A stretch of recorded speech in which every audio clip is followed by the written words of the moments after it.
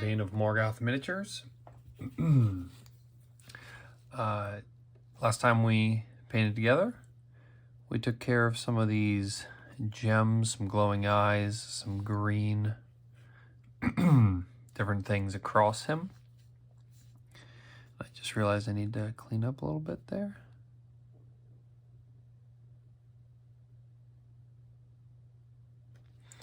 There we go. Today I think we're going to be kind of in this top right corner of the screen.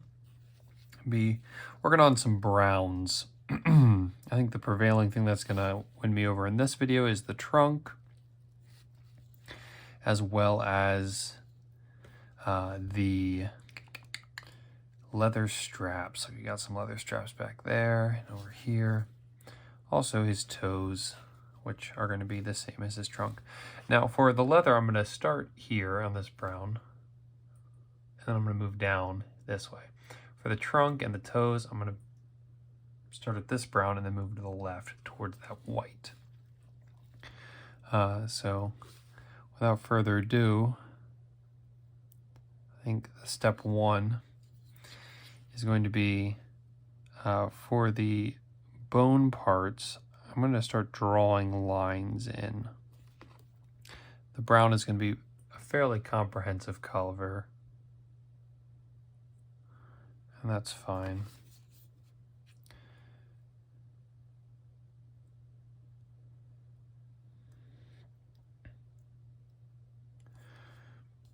Trying to keep some of those undercolors, but in reality, those undercolors, unless you do a lot of either or a lot of layers or just thick layers, you are going to get some of that bleed through. It's one of the reasons it's nice to have a wet palette. It kind of starts you out automatically thinned paints. And the more you let it sit on that wet palette, the more it would be thinner and thinner and thinner. Now you can see those tusks really get lost right now, and that's something you want to avoid, is something so prominent as an elephant's tusks not being, well, prominent. So the brown is fine for now, but it's definitely going to need a kick in the right direction, or else we're going to end up losing a very vital piece of it. It's like a trunk not being seen on an elephant. It'd be a little too on the nose if you couldn't see it.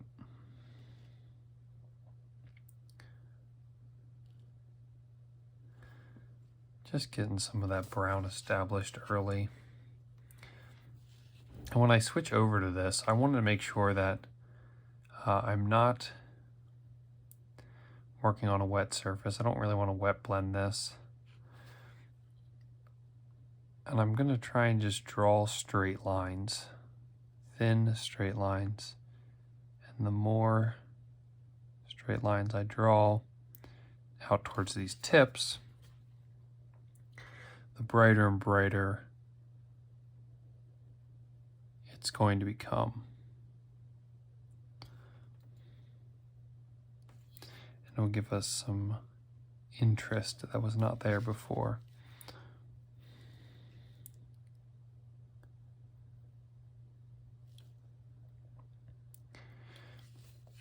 A general rule of thumb, a little tongue-tied today, excuse me.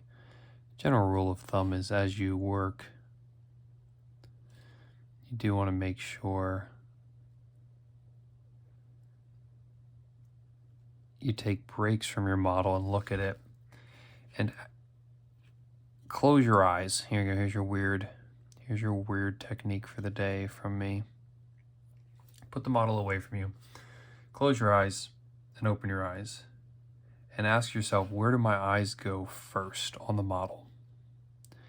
And if it's looking at his right big toe, it's probably not great.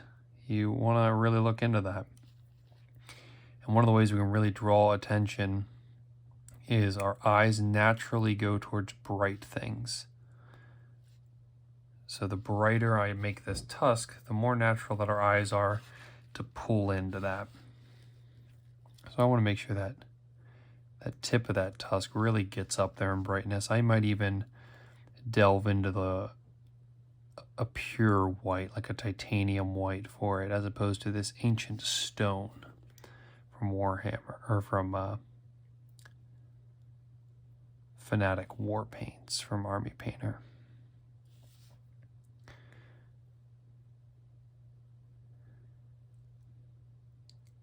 And an important thing is that the white the brightest color on your model doesn't have to be white.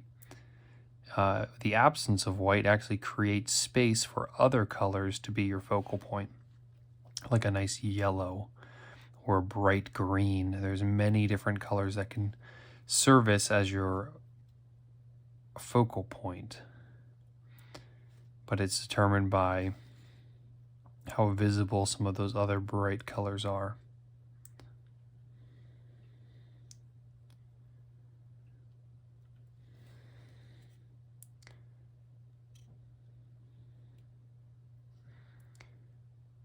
Depending on how weathered and aged I want these tusks to look, I could come back in with a wash and kind of dull them down. Jury's still out on that one. I don't think I will. I do want them to be visible and a little bright. And he is a high-ranking official in my world. So who knows, maybe there's tusk cleaning that's been done on a regular basis. We could ask him about his skin care, tusk care routine. It might be quite immaculate. Knowing him, it probably is. And I want to be careful that I don't get these toes too bright, because that's a very low and away piece on this model. And it can very quickly start drawing attention down, away from some of the bigger focal points. So I'm probably just going to line them once and call them done, so that when you look at this model, up here is brighter. And maybe this is the time to jump in to that white a little bit. That's been on my palette for a while, so it is very, very bright and very watered down at this point.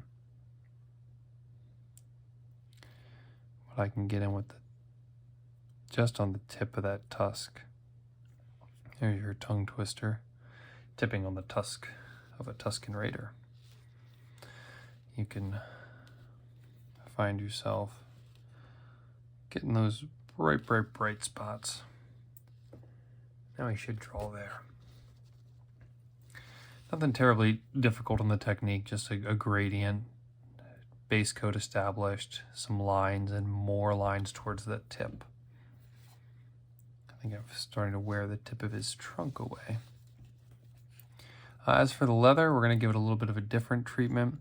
Let's pick a focal point leather here on the side.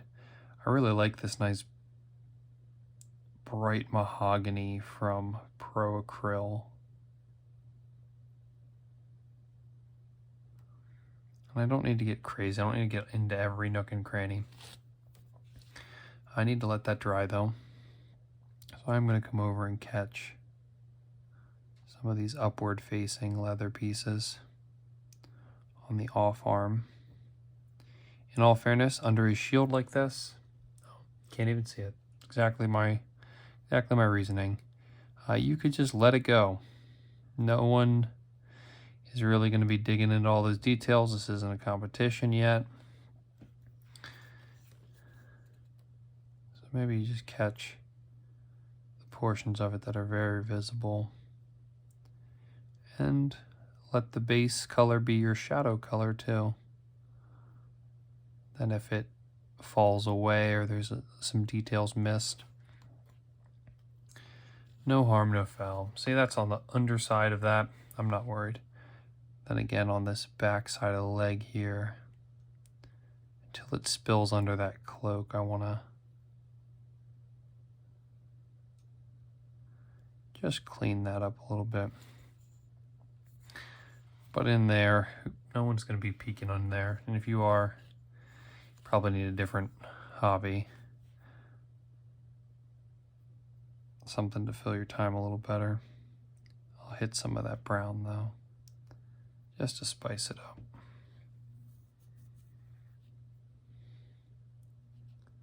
I wonder, is that a piece of leather as well?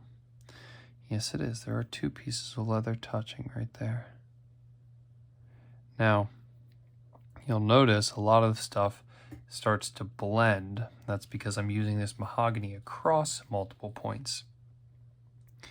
What's important to do then is when you go up in your highlight, you have to deviate where you were on that.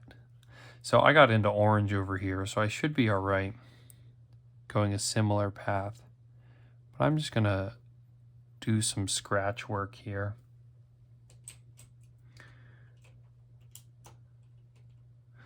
Sorry, something was going on with my computer, had to fix it quick. I really just want to get some scratchy little lines in here. Something that adds a texture to all this. Not too much, because this is not a focal point, but enough that it then feels done, as opposed to just, I did a brown base coat and now it's got nowhere to go. But this is not a super important section, so I don't want to get too wrapped up in it. I don't imagine someone's going to pick this up and go, man, that leather work is really what I was interested in.